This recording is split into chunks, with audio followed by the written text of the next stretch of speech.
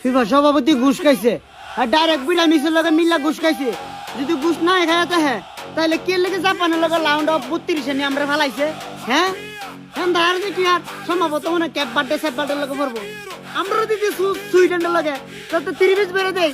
না দিছে জাপানের লগে আর এই জাপানে তো কয়েক মাস আগে আমরা 30 বেড়ে দিছে ওহন হইলো কি এটার লাগে আমরা লগে ফেলাইছে যাতে আমরা এই বিশ্বকাপের মতো যাতে কিছু না করতে পারি যাতে আমরা বিদায় নেই এটা যদি ফিফা সভাপতি আর বিদায় নিতে মিললা হ্যাঁ আরে আমরা আজ 24 বছর ধরে বিশ্বকাপ নেই না এই যে দাদারা মনে যে মাসটা নিয়েছিলাম এই মাসটা ওই যাই কইছিলাম যে 2026 সালে হ্যাক্স মিশন পূর্ণ করবো এই বিশ্বকাপটা নিয়া কইতে না এটা মনে আর পূর্ণ হইতো না কেরে আমরা কি আলাদা এত এত অবহেলা মাত্র বানালে যাস বাংলাদেশে যে জনগণ আছেন ভাই যারা আর্জেন্টিনা সরি যারা ব্রাজিল সাপোর্ট করেন হেরা মাঠে নামবেন মাঠে নেমে আমরা আন্দোলন করবো